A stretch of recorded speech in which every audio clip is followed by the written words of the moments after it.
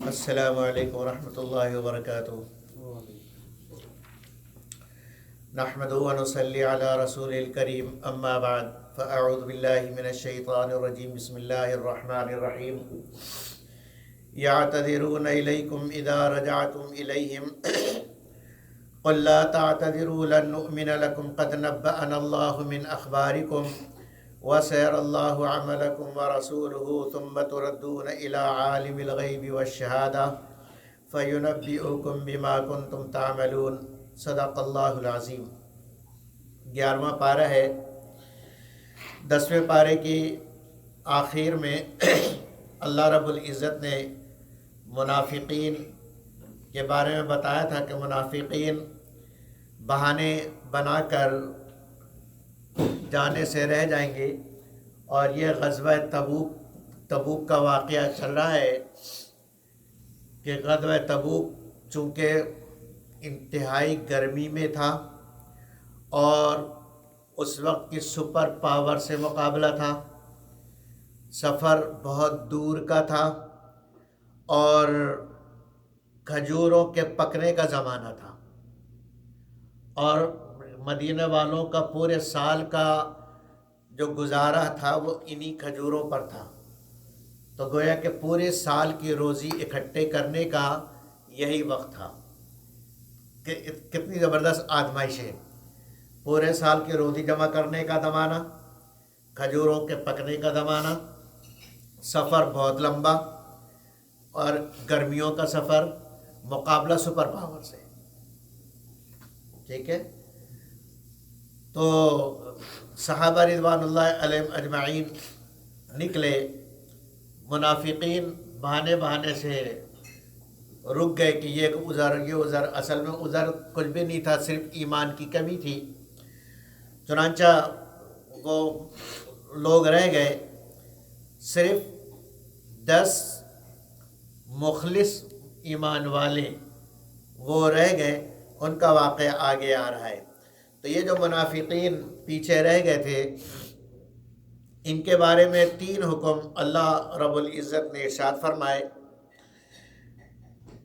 پہلی بات تو یہ بتائی کہ یعتذرون الیکم اذا رجعتم، کہ میرے نبی جب آپ ان کے پاس واپس جائیں گے نا، مدینہ تبوک سے جب آپ واپس مدینہ پہنچیں گے تو یہ آپ کے پاس آئیں گے اور آپ سے معذرتیں کریں گے کہ جی یہ عذر تھا، یہ مسئلہ تھا، میں تو بڑا جانا چاہ رہا تھا، میں تو بڑا ہی مخلص ہوں اور میں تو جانا چاہ رہا تھا، بس یہ عذر ہو گیا، ورنہ میں جانا تھا۔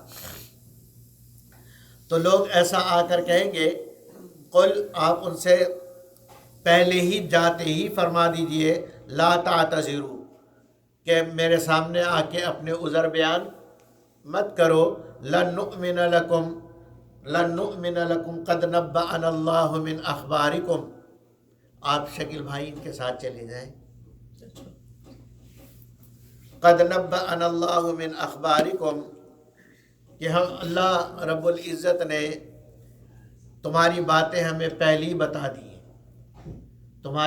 تمہارے دل کا چور ہمیں معلوم ہے کہ کیا ہے۔ وَسَيَرَى اللَّهُ عَمَلَكُمْ وَرَسُولُهُ، اللہ تعالیٰ نے ہمیں دکھلا دیا ہے تمہارے اعمال، اور اللہ نے اور اس کے رسول نے، اور ان قریب تم پر بھی ظاہر ہو جائے گا تمہارے اعمال، اللہ دکھا دیں گے کہ تم نے کیا کیا۔ اس کے بعد ثُمَّ تُرَدُّونَ إِلَىٰ عَالِمِ الْغَيْبِ وَالشَّهَادَةِ، پھر تم اس ذات کے پاس واپس جاؤ گے جو چھپی ہوئی بات اور ظاہری بات کو جاننے والا ہے، تو وہ تمہیں بتلائے گا کہ تم کیا کچھ عمل کرتے رہے۔ ایک بات تو یہ ہوئی۔ دوسرا کہ آپ ان سے اعراض کریں، نہ ان کا عذر سنیں اور نہ ان کی کسی بات کا جواب دیں۔ سَيَحْلِفُونَ بِاللَّهِ لَكُمْ إِذَا انقَلَبْتُمْ إِلَيْهِمْ لِتُعْرِضُوا عَنْهُمْ فَأَعْرِضُوا عَنْهُمْ، آپ ان سے اعراض کیجیے۔ ان سے کیوں اعراض کیجیے؟ إِنَّهُمْ رِجْسٌ، اس لیے کہ وہ گندے لوگ ہیں، ٹھیک ہے۔ کیا کیسے لوگ ہیں؟ گندے لوگ ہیں، ڈرٹی پرسن ہیں۔ وَمَأْوَاهُمْ جَهَنَّمْ، ان کا ٹھکانہ جہنم ہے۔ جزاء بما كانوا يكسبون، تیسری بات، یحلفون لکم لترضوا عنہم فإن ترضوا عنہم فإن اللہ لا یرضى عن القوم الفاسقین۔ تیسری بات یہ کہ آپ ان سے ناراض ہو، اور ایسے ناراض ہو کہ ان کو بھی پتہ چلے کہ آپ ان سے ناراض ہیں، اور ان کی بات پر آپ نے راضی نہیں ہونا، چاہے وہ آپ کو منانے کی کوشش بھی کریں تو آپ نے راضی نہیں ہونا ہے۔ تو یہ تین باتیں منافقین کے بارے میں بیان فرمائی۔ اور پھر بدو لوگ جو مدینہ کے اطراف میں رہتے تھے ان کے بارے میں ارشاد فرمایا کہ اس دن بدو لوگ کفر اور نفاق میں بہت زیادہ سخت ہو گئے تھے۔ کچھ بدو، کچھ دیہاتی تو ایسے تھے، اور کچھ ایسے تھے کہ وہ یہ چاہتے تھے کہ اگر ان کے پاس کچھ ہوتا تو وہ خرچ کرتے۔ وَمِنَ الْأَعْرَابِ مَن يَتَّخِذُ مَا يُنْفِقُ مَغْرَمًا، کہ وہ جو ان سے کہا جاتا ہے کہ اللہ کے راستے میں خرچ کرو تو وہ اس کو اپنے اوپر تاوان سمجھتے ہیں، اس کا کیا کہتے ہیں، اپنے اوپر بوجھ سمجھتے ہیں۔ وَيَتَرَبَّصُ بِكُمُ الدَّوَائِرَ، اور ان کی خواہش ہے کہ کسی طریقے سے تمہارے مسلمانوں کا تنزل ہو جائے اور ان کو زکوٰۃ اور دوسری چیزیں ادا نہ کرنی پڑے۔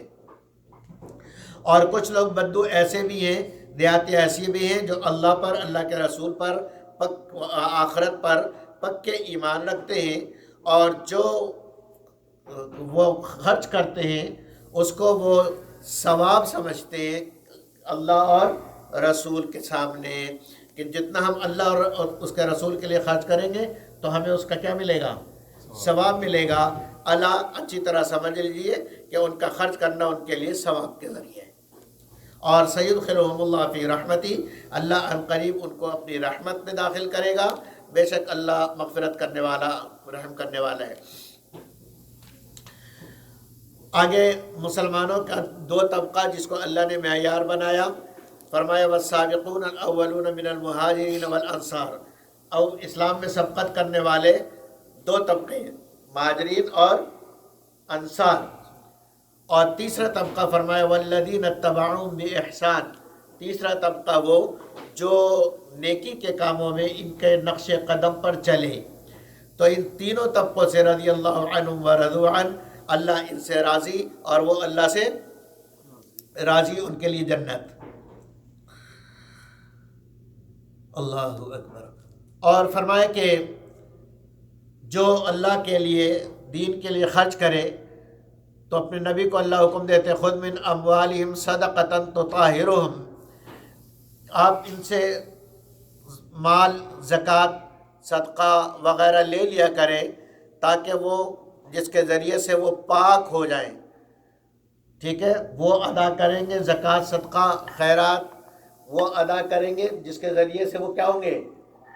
پاک ہو جائیں گے، ان کا دل مال دنیا کی محبت سے پاک ہو جائے گا، مال کی محبت سے پاک ہو جائے گا۔ وَتُزَكِّيهِمْ بِهَا، اور اس کے ذریعے سے آپ ان کو صاف کریں۔ وَصَلِّ عَلَيْهِمْ، اور ان پر ان کے لیے دعا کریں۔ تو نبی صلی اللہ علیہ وسلم کو کیا حکم؟ تین حکم، آپ ان کا صدقہ، زکوٰۃ وغیرہ لیں، ان کو پاک کریں اور ان کے نفس کی اصلاح کریں اور ان کے لیے دعا کریں۔ اسی لیے نبی اکرم صلی اللہ علیہ وسلم کی عادت شریفہ تھی کہ جب بھی کوئی لا کے دیتا تھا تو آپ اس کو اللہم صلی علیہم دعا دیتے تھے۔ ان صلاتک سکن لہم، بے شک آپ کا دعا کرنا ان کے لیے سکون کا ذریعہ ہے۔ اس کے بعد آگے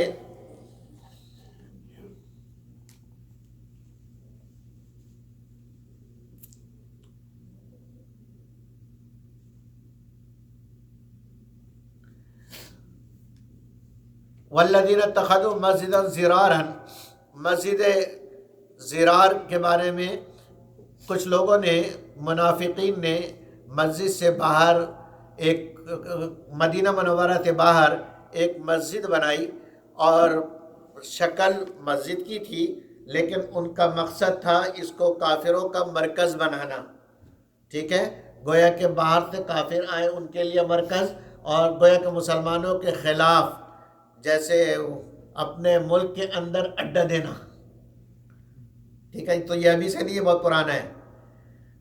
تو وہ اڈا بنایا تھا انہوں نے کافروں کے لیے کہ وہاں پہ اپنی جو اسلحہ وغیرہ پہنچانا ہے اور پھر وہاں سے مدینے کے اوپر حملہ کرنا. لیکن بظاہر مسجد کی لوگوں کو دکھانے کے لیے کہ یہ تو ہم تو مسجد بنا رہے.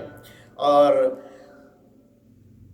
ان کی خواہش یہ تھی کہ نبی اکرم صلی اللہ علیہ وسلم آ کر ایک مرتبہ اس میں نماز پڑھ لیں، تاکہ لوگوں کو یہ دلیل ہو کہ بھئی نبی صلی اللہ علیہ وسلم نے نماز پڑھی تو مسجد نہیں ہوتی تو آپ کیوں پڑھتے. نبی اکرم صلی اللہ علیہ وسلم نے اس وقت پڑھی نہیں تھی، اور یہ فرمایا تھا کہ تبوک سے واپسی پہ پھر پڑھیں گے. ٹھیک ہے، تو اللہ نے راستے میں ہی بتا دیا کہ یہ مسجد کا کیا حال ہے. فرمایا لا تقم فیہ ابدا، نبی جی آپ مسجد میں ہرگز اس مسجد میں کھڑے نہ ہو. لمسجد، پھر نبی اکرم صلی اللہ علیہ وسلم نے لوگوں کو بھیج کے، صحابہ کو بھیجا، اور انہوں نے پھر جا کے اس کو توڑ پھوڑ کے رکھ دیا، توڑ دیا اور پھر جلا دیا. فرمایا کہ لمسجد اسس علی التقوی من اول یوم، کہ وہ مسجد جس کی بنیاد پہلے دن سے ہی تقوی پہ رکھی گئی ہے، احق ان تقوم فی، وہ مسجد اس لائق ہے کہ آپ وہاں نماز پڑھیں. جب مکہ مکرمہ سے آپ صلی اللہ علیہ وسلم چلے تھے تو مدینہ منورہ پہنچنے سے پہلے راستے میں قبا کی جگہ پر، قبا کے بستی میں آپ صلی اللہ علیہ وسلم نے قیام فرمایا تھا 2-3 دن، اور اسی قیام کے دوران آپ نے مسجد کی بنیاد رکھی تھی جو مسجد قبا کے نام سے مشہور ہے. اللہ نے اس مسجد والوں کی تعریف کی کہ یہ ایسے متقی لوگ ہیں کہ پہلے دن سے ہی تقوی کے ساتھ یہ مسجد بنی ہے. اور فی رجال یحبون ان یتطہروا، اس بستی میں یعنی قبا میں ایسے اچھے لوگ ہیں جو پاک رہنے کو، پاکیزگی کو پسند کرتے ہیں. اور واللہ یحب المطہرین، اللہ بھی پاکیزگی کو پسند کرتا ہے.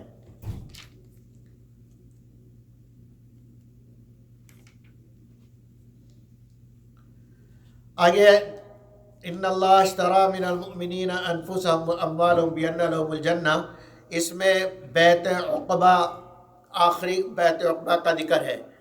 آپ حضرات جانتے ہیں کہ نبی اکرم صلی اللہ علیہ وسلم جب مکہ مکرمہ میں تھے تو 3 مرتبہ مدینہ منورہ سے لوگوں کا قافلہ گیا تھا حج کے موقع پر، اور عقبہ یعنی پہاڑ کی گھاٹی میں نبی اکرم صلی اللہ علیہ وسلم نے ان سے ملاقاتیں کی تھیں اور وہ مسلمان ہو گئے تھے. تو یہ اس کو بیعت عقبہ کہتے ہیں. کیا کہتے ہیں؟ بیعت عقبہ. عقبہ کے اندر بیعت یہ 3 مرتبہ ہوا ہے. یہ تیسری مرتبہ کا واقعہ ہے کہ تیسری مرتبہ جب لوگ آئے جس میں 70 مرد اور عورتیں تھیں، انہوں نے آ کے بیعت کی اس بات پر کہ ہم آپ کے ساتھ جئیں گے، آپ کے ساتھ مریں گے، ہمارا جینا مرنا آپ کے لیے، ہمارا جینا مرنا آپ کے لیے، اور جان مال عزت آبرو سب آپ کے لیے قربان کریں گے. اس پر بیعت ہوئی، ایمان پر بیعت ہوئی. تو ان لوگوں نے پوچھا تھا کہ اللہ کے نبی اگر ہم جو بیعت جس بات پہ کی ہے اگر ہم اس کو پورا کریں تو ہمیں ملے گا کیا؟ تو آپ نے فرمایا تھا کہ تمہیں جنت ملے گی. تو اس پر اللہ نے یہ آیت نازل کی کہ اللہ تعالیٰ نے ایمان والوں کی جانوں کو اور مالوں کو جنت کے بدلے خرید لیا، کہ اپنی جان اور اپنا مال لگاؤ اللہ کے لیے تو تمہیں اس کے بدلے میں کیا ملے گی؟ جنت. ایمان والوں کی تعریف کی اور بتایا کہ ایمان والے کون لوگ ہیں. التائبون العابدون سے ایمان والوں کی صفات بیان کی کہ ایمان والوں میں یہ صفاتیں ہونی چاہیے. آگے وعلی الثلاثة الذین خلفوا، 10 میں نے عرض کیا تھا کہ غزوہ تبوک سے رہ جانے والے 10 آدمی تھے. کتنے لوگ تھے؟ 10 لوگ تھے جو مخلص ایمان والے، مخلص ایمان والے تھے. 10 وہ پیچھے رہ گئے تھے اور کل کر کے چکر میں جو ہے وہ آنے کا دن ہو گیا. ان میں سے 7 نے آنے سے پہلے ہی، نبی اکرم صلی اللہ علیہ وسلم کے واپس تشریف لانے سے پہلے ہی خود اپنے آپ کو مسجد نبوی کے ستون سے باندھ دیا، اپنے آپ کو مسجد نبوی کے ستون سے باندھ دیا، اور یہ فیصلہ کیا کہ یا تو ہماری توبہ قبول ہو اور تو اللہ کے نبی خود ہمیں کھولے، اگر ایسا نہیں تو ہم بندے رہیں گے یہاں تک کہ ہم مر جائیں گے، لیکن ہم جب تک اللہ کے نبی خود نہیں کھولیں گے ہم یہاں سے نہیں جائیں گے اور یہاں سے رسی نہیں کھولیں گے۔ تو انہوں نے گویا کہ اپنے آپ کو خود سزا کے لیے پیش کر دیا۔ 3 آدمی وہ 7 تو جب نبی اکرم صلی اللہ علیہ وسلم تشریف لائے تو اللہ رب العزت نے ان کے لقد تاب اللہ علی النبی والمہاجرین والانصار الذین اتبعوا، اس آیت کے اندر اللہ رب العزت نے ان کی معافی کا اعلان کر دیا۔ ان کی معافی کا کیا کیا؟ اعلان کر دیا کہ یہ جو ہے انہوں نے پہلے بھی ساتھ دیا ہے، ابھی نہیں دیا تو کوئی بات نہیں، ان کی توبہ قبول کی جاتی ہے۔ انہ بہم رؤوف رحیم، اللہ تعالیٰ ایمان والوں پر رحم کرنے والا اور کریم ہے۔ آگے وعلی الثلاثۃ الذین خلفوا، 7 تو اس طرح معاف ہو گئے، 3 بچ گئے۔ ان 3 میں مرارہ بن ربیع العمری، ہلال ابن امیہ واقفی، اور تیسرے کعب بن مالک۔ سمجھ آ گئی؟ مرارہ بن ربیع، ہلال ابن امیہ، کعب بن مالک، یہ 3 تھے۔ یہ 3 جب نبی اکرم صلی اللہ علیہ وسلم آ کے مسجد میں بیٹھے تو یہ تینوں سیدھے سیدھے آ کر انہوں نے اپنے جرم کا اقرار کر لیا کہ کوئی عذر نہیں تھا، ہماری اپنی غفلت تھی اور اپنی غفلت کی وجہ سے ہم نہیں گئے، ورنہ ہمیں کوئی عذر نہیں تھا کہ جس کی وجہ سے ہمیں رکنا چاہیے تھا۔ اپنا جرم کو قبول کر لیا اور پیش کر دیا کہ جو آپ سزا دیں ہمیں منظور ہے۔ تو آپ صلی اللہ علیہ وسلم نے ان کو وہاں سے اٹھا دیا اور اعلان کر دیا کہ جب تک ان کے بارے میں اللہ کا کوئی فیصلہ نہ آئے ان سے سوشل بائیکاٹ کیا جائے۔ کیا کیا جائے؟ Social boycott. لہذا سوشل بائیکاٹ کیا گیا اور 40 دن تک نہ کوئی ان سے بات کرتا اور نہ ان کے سلام کا جواب دیتا۔ یہ تینوں اس طریقے سے پریشان رہے، اور پھر اس کے بعد کچھ دنوں کے بعد یہ دوسرا حکم ان کے اوپر آیا کہ اپنی بیویوں سے بھی الگ ہو جاؤ، اپنی بیویوں سے الگ ہو جاؤ۔ تو ان میں سے کسی نے پوچھا کہ طلاق دے دے یا مطلب ویسے ہی الگ ہو جائیں؟ آپ نے کہا نہیں، طلاق کی حکم نہیں ہے، ویسے ہی الگ ہو جاؤ۔ تو اب یہ تینوں تنہا تنہا رہنے لگے۔ پھر اللہ رب العزت نے ان کی صداقت پر ان کی توبہ قبول فرمائی، فرمایا وعلی الثلاثۃ الذین خلفوا، اور وہ 3 لوگ جو پیچھے رہ گئے تھے، حتی اذا ضاقت علیہم الارض، یہاں تک کہ جب زمین ان پر تنگ ہو گئی اپنی کشادگی کے باوجود، وضاقت علیہم انفسہم، اور خود ان کا دل بھی ان کے اوپر تنگ ہو گیا، وظنوا اللہ ملجأ من اللہ الا الیہ، اور انہوں نے گمان کر لیا اور سمجھ گئے کہ اللہ سے کہیں پہ بھی پناہ نہیں مل سکتی سوائے اللہ ہی کے پاس، اللہ سے پناہ اللہ ہی کے پاس مل سکتی اور کہیں نہیں مل سکتی۔ تو ثم تاب علیہم لیتوبوا، اللہ تعالیٰ ان کی طرف متوجہ ہوا تاکہ ان کو معاف کر دے۔ ان اللہ هو التواب الرحیم، بے شک اللہ تعالیٰ توبہ قبول کرنے والا، رحم کرنے والا ہے۔ آگے اللہ رب العزت متقی بننے کا نسخہ بتا رہے ہیں کہ متقی بننا آسان ہے۔ فرمائے کہ یا ایھا الذین آمنوا اتقوا اللہ، اے ایمان والو تقوی اختیار کرو۔ کیسے کریں؟ وکونوا مع الصادقین، اس کا طریقہ یہ ہے کہ نیک لوگوں کے ساتھ رہو، صحبت نیک لوگوں کی رکھو گے نیک بن جاؤ گے، ٹھیک ہے؟ صحبت صالح ترا صالح کند، کہ نیک لوگوں کی صحبت صالح ترا صالح کند، اور صحبت طالح ترا طالح کند، کہ نیک لوگوں کی صحبت تمہیں نیک بنا دے گی اور برے لوگوں کی صحبت تمہیں برا بنا دے گی۔ تو جیسی آپ کی گیدرنگ ہوگی ان کی عادتیں خود بخود آپ کے اندر ٹرانسفر ہو جائیں گی۔ تو اگر نیک لوگوں کے ساتھ رہیں گے اور سچوں کے ساتھ رہیں گے تو ان کی عادتیں ٹرانسفر ہوں گی۔ آگے اللہ کے راستے میں جہاد کرنے والوں کے بارے میں کہ یہ جو جہاد کے لیے نکلتے ہیں ان کا بھوکے رہتے تو بھی ثواب، پیاس لگتی ہے تو بھی ثواب، اور پریشان ہوتے ہیں تو بھی ثواب، ولا یطؤون موطئا یغیظ الکفار، اور جو قدم اٹھاتے ہیں اور ہر قدم کے اوپر الا کتب لهم به عمل صالح، ہر قدم کے اوپر اللہ نیک اعمال ان کے نامہ اعمال میں لکھتے ہیں۔ اور فرمایا کہ چھوٹا سے چھوٹا ولا ينفقون نفقة صغيرة ولا كبيرة، چھوٹا سے چھوٹا نفقہ مال بھی خرچ کرتے ہیں تو اللہ تعالیٰ لیجزیہم اللہ احسن ما كانوا يعملون، اللہ تعالیٰ ان کو بہت اچھا اس کا اجر دیں گے۔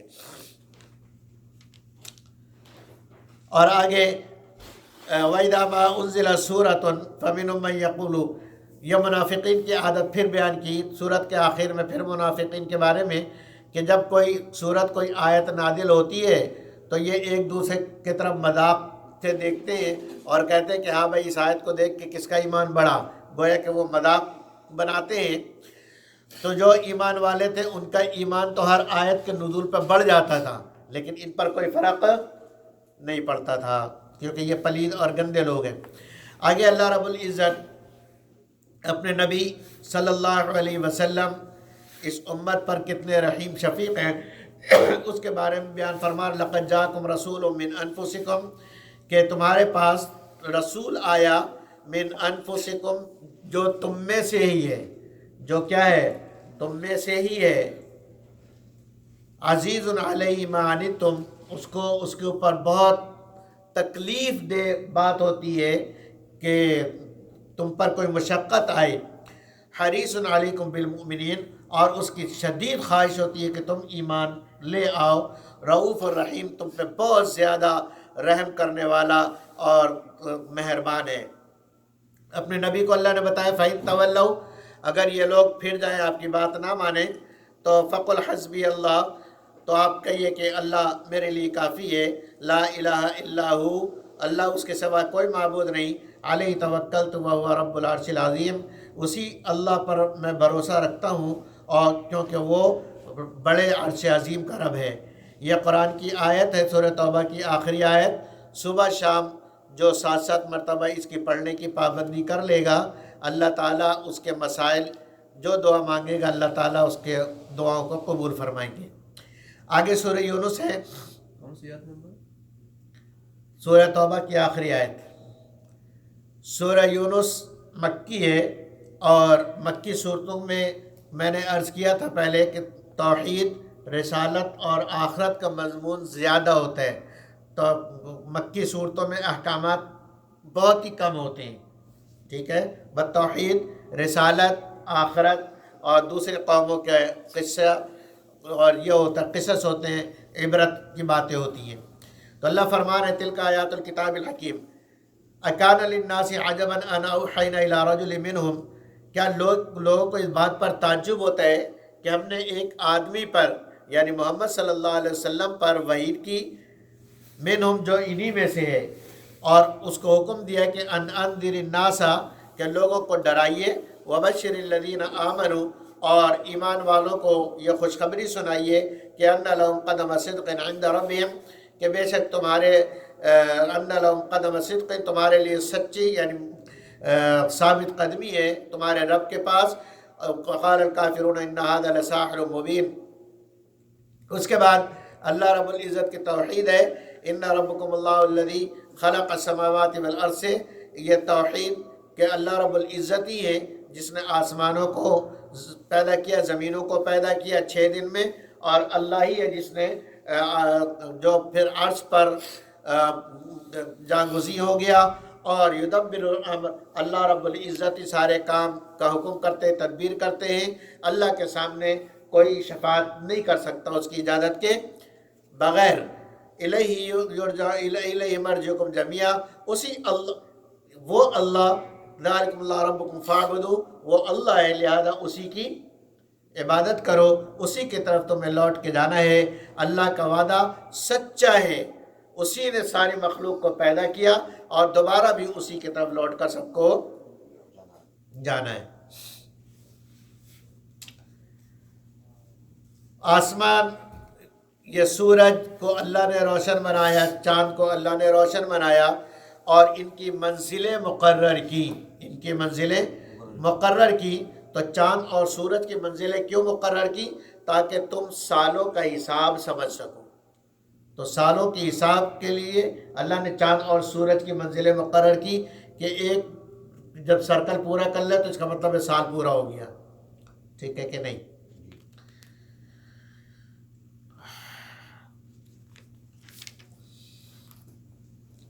جنت کے اندر وہ لوگ ان الذین لا یرجون لقاءنا، کہ وہ لوگ جو ہم سے ملاقات کی امید نہیں رکھتے اور دنیا کی زندگی میں مطمئن ہیں اور آخرت سے غافل ہیں، تو ان کا ٹھکانہ جہنم ہے، اور جہنم ان کے اعمال کا بدلہ ہے۔ اس کے مقابل وہ لوگ جو ایمان لائے اور وعملوا الصالحات، نیک عمل کیا، اپنے رب کی طرف سے ہدایت پر رہے، تو ان کو اللہ رب العزت تجری من تحت الانہار فی جنات النعیم، اللہ تعالیٰ ان کو ایسے باغات کے اندر لے جائیں گے جس کے اندر نہریں بہتی ہیں، اور وہاں دعواہم فیہا، وہاں ان کی دعا ہوگی، ان کی پکار ہوگی سبحانک اللہم۔ تو جس چیز کی ضرورت ہوگی تو وہاں یہ نہیں کریں گے کہ فلاں چیز لے آؤ، وہ کہیں گے سبحان اللہ سبحانک اللہم، بس آرڈر پورا ہو جائے گا، سامنے آ جائے گی، ہیں آگے چیز آ جائے گی، آگے چیز آ جائے گی سبحانک اللہم۔ گویا کہ یہ کہیں گے اور جو چیز دل میں خواہش ہوگی وہ ان کے سامنے حاضر ہو جائے گی۔ وَتَحِيَّتُهُمْ فِيهَا سلام، اور جنت کے اندر ان کا ایک دوسرے کو سلام کریں گے۔ وآخر دعواہم ان الحمد للہ رب العالمین، اور ان کا یعنی آخر میں پکار اور آخری بات یہی ہوا کرے گی کہ الحمد للہ رب العالمین۔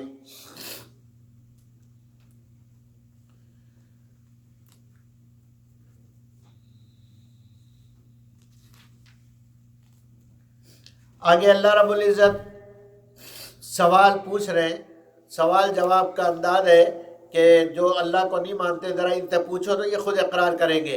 قُلْ مَن يَرْزُقُكُم مِّنَ السَّمَاءِ وَالْأَرْضِ، تم آپ ذرا ان سے پوچھیں کہ تم جو یہ کہہ رہے ہو، اللہ کو مشرکین مانتے تھے، لیکن مشرکین یہ کہتے تھے کہ اللہ نے ان بتوں کو اپنا اختیار دے دیا ہے، اپنا اختیار ان بتوں کو دے دیا ہے، ٹرانسفر کر دیا ہے۔ تو اللہ نے کہا کہ آپ ان سے پوچھیں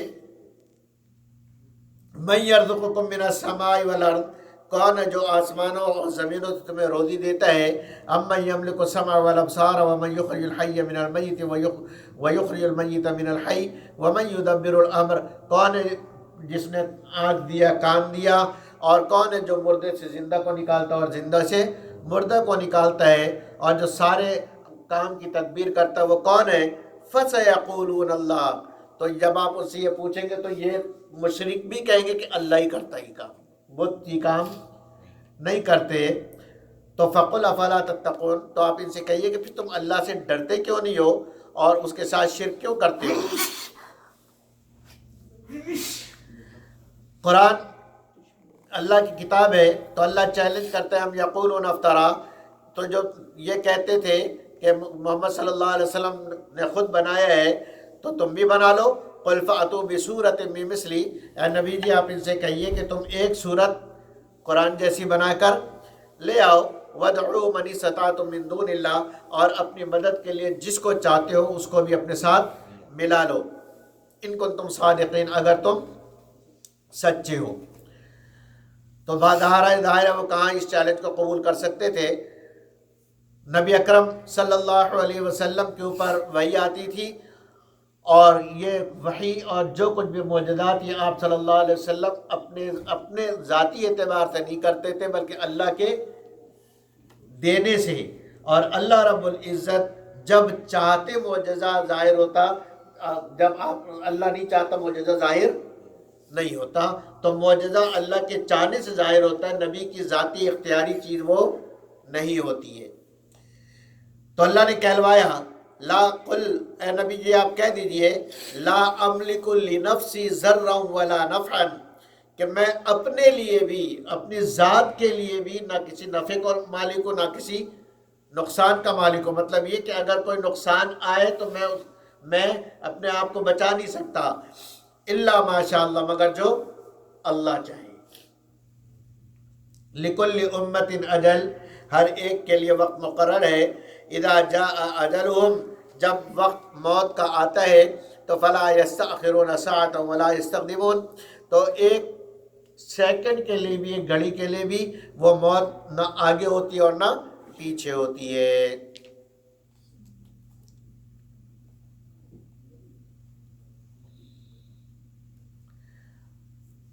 یا ایھا الناس قد جاءتکم موعظۃ من ربکم وشفاء لما فی الصدور، اے ایمان والو، تمہارے پاس تمہارے رب کی طرف سے واعظ و نصیحت آ چکی، اور قرآن، اور اس کے اندر دلوں کی بیماریوں کا علاج ہے، وہدی و رحمۃ للمؤمنین، اور ہدایت ہے اور رحمت ایمان والوں کے لیے۔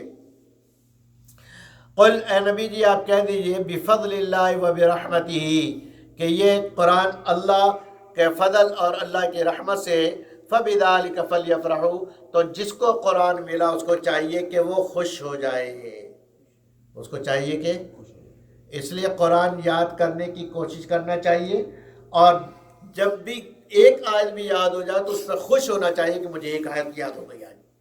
ایک آیت کوئی معمولی چیز نہیں ہے، تو اگر ایک آیت بھی یاد ہو جائے تو قرآن کہہ رہا فبذلک فلیفرحوا، خوش ہو اس پہ کہ مجھے قرآن یاد ہوا ہے۔ سمجھ آگے کہ نہیں؟ کیوں خوش ہو؟ اس لیے کہ ہوا خیر مما یجمعون، جتنی چیزیں تم نے مال و دولت جمع کی ہے نا ابھی تک، یہ ایک آیت ان سب سے بہتر ہے۔ تو یاد کرو گے بھائی؟ بولو، ایک ہی آواز آئی، باقیوں نے یاد نہیں کرنا ہے۔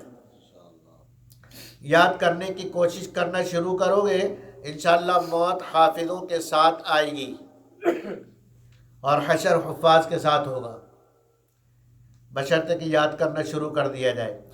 آگے وَاتْلُ عَلَيْهِمْ نَبَأَ نوح، یہاں سے نوح علیہ السلام کا واقعہ، کہ نوح علیہ السلام نے اپنی قوم کو دعوت دی، جب قوم نہیں مانی، ایک وقت تک دعوت دیتے رہے، پھر نوح علیہ السلام نے بد دعا کی، اللہ رب العزت نے ساری قوم کو ایک بڑے طوفان کے ذریعے سے ہلاک کر دیا۔ پھر اس کے بعد ثم بعثنا من بعد موسیٰ وہارون، اس کے بعد موسیٰ علیہ السلام، ہارون علیہ السلام اور فرعون کے واقعات کو شروع کیا، اور وہ آگے بہت ساری آیتوں تک وہ آیت یہ واقعہ چل رہے۔ بہرحال آخر میں اینڈ یہ ہوا کہ جب فرعون نے کسی طریقے سے بھی نہ مانا اور ماننے سے انکار کیا، تو اب موسیٰ علیہ السلام نے اس کے لیے بد دعا کی۔ نبی بد دعا انتہائی آخر میں کرتا، جب دیکھتا ہے کہ سارے حجتیں پوری ہو گئے، اب کچھ نہیں ہو سکتا، اب یہ مرض لا علاج ہو گیا ہے، اب اس کا صرف ایک ہی علاج ہے، اور وہ کیا ہے؟ آپریشن۔ کیا ہے؟ آپریشن، کاٹ کے پھینک دیا جائے، اس کے علاوہ اور کوئی علاج اس کا بچا نہیں۔ تو جب نبی نے دیکھا تو موسیٰ علیہ السلام نے پھر دعا کی، ربنا انک آتیت فرعون وملأہ، اے ہمارے رب، آپ نے فرعون اور ان کے جماعت کو اور ان کے لوگوں کو، لشکر کو مال عطا کیا ہے، زینت دنیا کی عطا کی ہے، واموالا فی الحیات الدنیا ربنا لیضلوا عن سبیلک، اے ہمارے رب یہ تیرے راستے سے لوگوں کو کیا کرتا ہے؟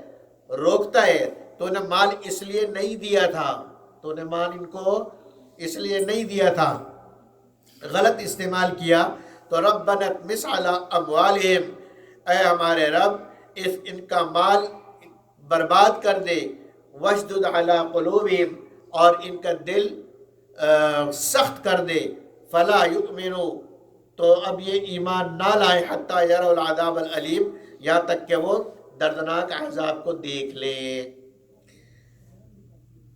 تو اب یہ جو دعا کی حرف بحرف ویسی پوری ہوئی۔ قال قد اجیبت دعوتکما، اللہ نے کہا تم دونوں کی دعا قبول، یعنی موسیٰ علیہ السلام اور ہارون علیہ السلام کی۔ پھر وہ واقعہ کئی بار سن چکے ہیں، موسیٰ علیہ السلام جب اپنی قوم کو لے کے جب دریا سے پار ہو گئے، فرعون بھی دریا کے اندر پہنچا، جب سارا لشکر بیچ میں آ گیا تو اللہ نے پانی کو ملنے کا حکم دیا، پانی ملا اور اس میں فرعون اور اس کا سارا لشکر ڈوبنے لگا، تو جب ڈوبنے لگا تو موت اس کو سامنے نظر آئی، اب وہ ایمان لایا۔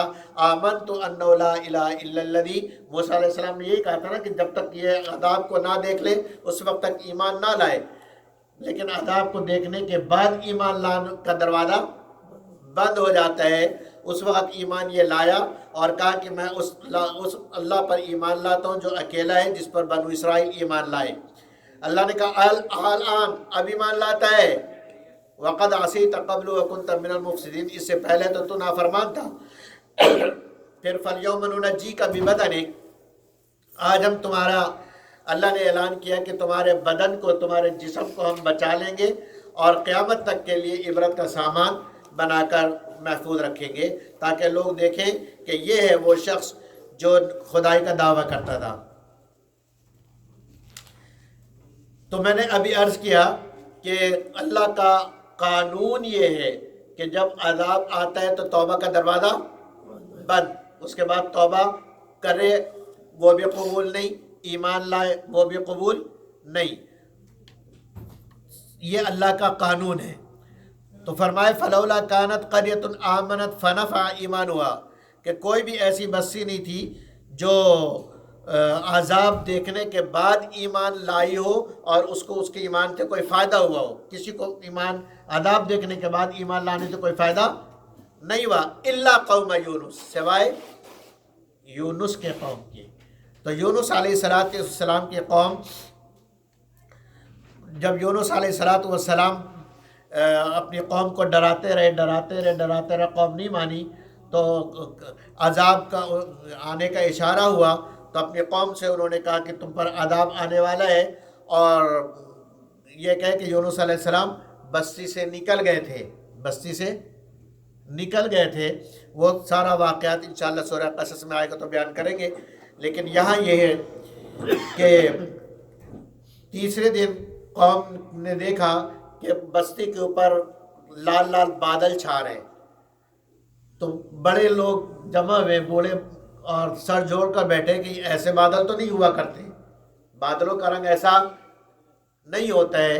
پھر کسی نے کہا کہ یونس کو تلاش کرو کہ یونس بستی میں ہے کہ نہیں ہے، تو انہوں نے تلاش کیا، یونس علیہ السلام بستی میں تھے نہیں، تو ان کے بڑے بوڑھوں نے کہا کہ سارے لوگ نکلو میدان میں، اس لیے کہ واقعی یونس سچا نبی تھا، اور جب اللہ کا عذاب آتا ہے وہاں سے اللہ حکم دیتے ہیں، نبی وہاں سے نکل جاتا ہے، تو یونس موجود نہیں، اس کا مطلب ہے کہ وہ سچا نبی تھا، اور اس نے جو ہم سے کہا کہ عذاب آئے گا، یہ عذاب شروع ہونے والا ہے، اس سے پہلے کہ عذاب شروع ہو جائے سارے لوگ نکلو۔